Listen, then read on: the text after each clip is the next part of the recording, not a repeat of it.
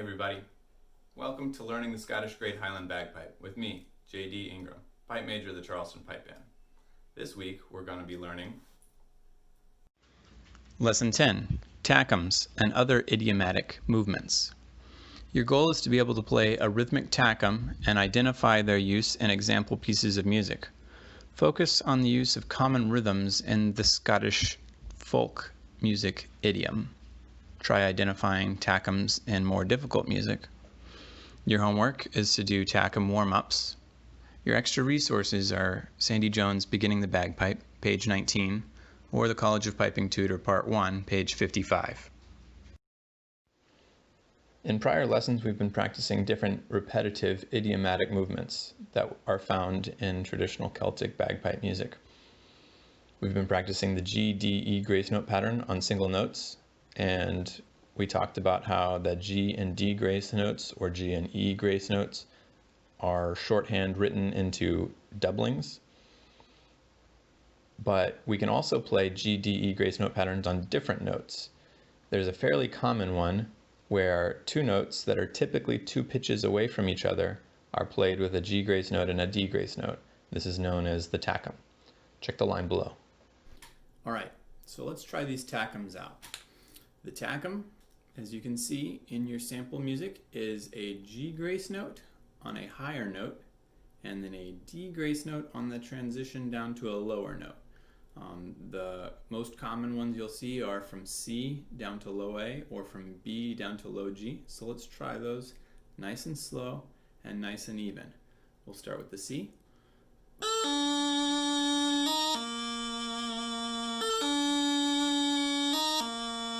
And then we'll try it from B.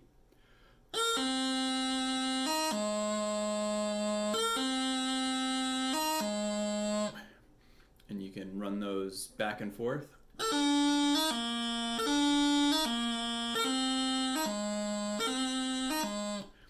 And drill it until it gets real comfortable. The next thing you might want to do is look at the second half of the line on the sample music. You see I have cut the higher note and dotted the lower note. This is something that happens fairly frequently, and basically what you end up with is almost the same rhythm that you would have with a doubling, like if I was going to play a C doubling, but then I do my D grace note goes down to low A. Right, so we can try that. And from B, and put those together.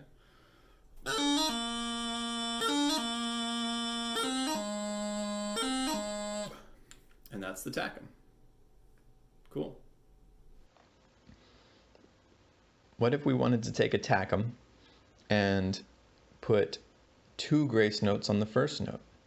Well, this is actually fairly common.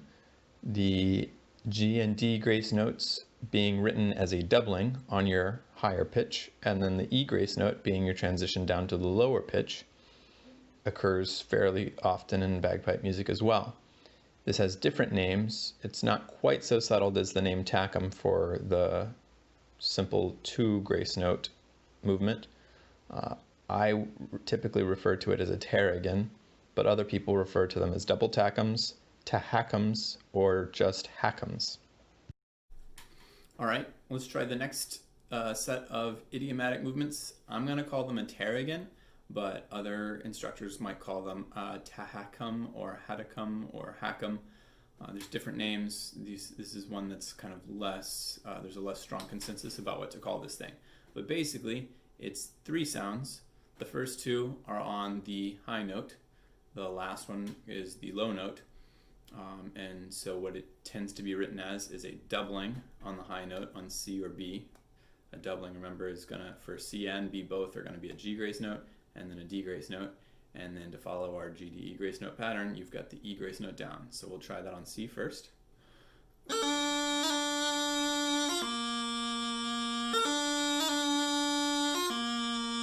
And then on B.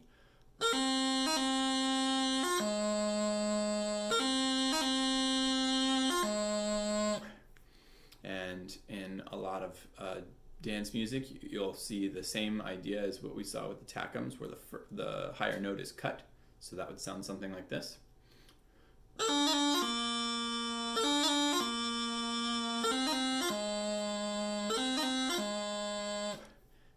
practice those round and round and make sure that G, D, E grace note pattern gets comfortable, and the note C to A or B to A or B to G pattern is also very comfortable. Should be pretty automatic for you to play. Cool. What if we wanted to double the second note instead of the first note? Rather than writing a doubling on the first note and an E grace note down, we can write a G grace note on the first note, the D grace note is the transition, and an E grace note afterwards on the lower pitch.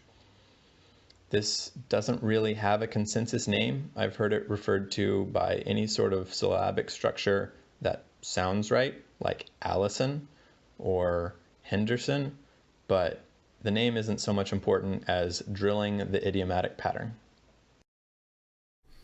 All right, the last one is I'm going to call it the Allison. There's 1,000 names for this one as well. There's no real consensus, but this is 3 sounds again, 1 on the higher note, 2 on the lower note. So we'll keep the G, D, E grace note pattern, but it's going to be G grace note on the high note, D grace note is our transition down to the low note, E grace note to the second low note. And this one can be done with a long high note or long low notes. So we can try it.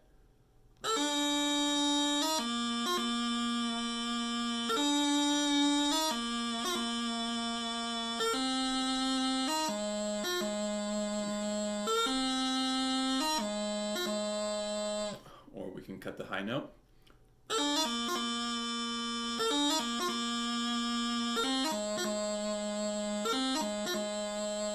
And sometimes you might even see them straight even.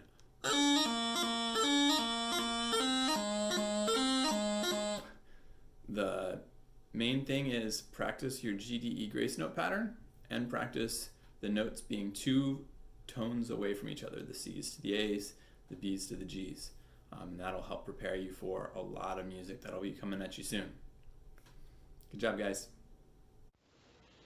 So now that we've mastered Tachums, let's look at what Tachums look like in real bagpipe music.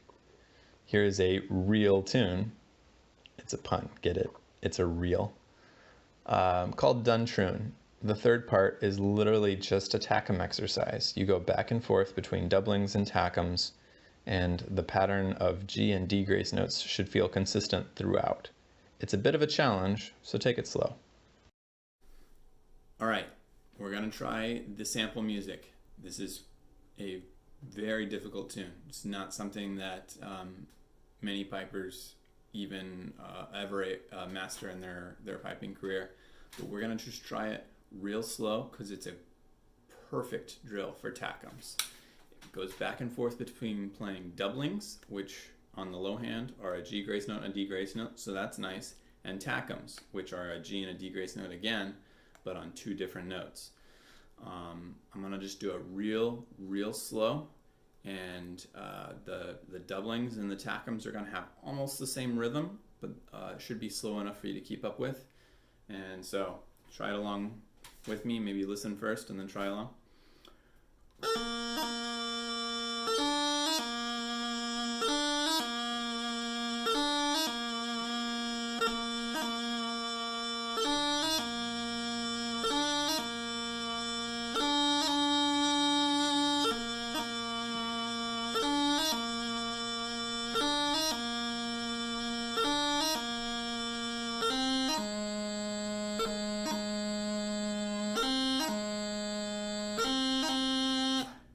So you should be able to keep up with that. Maybe you replay it and try to play along. It's just that G grace note, D grace note pattern back and forth. Up to speed, this tune sounds something like this.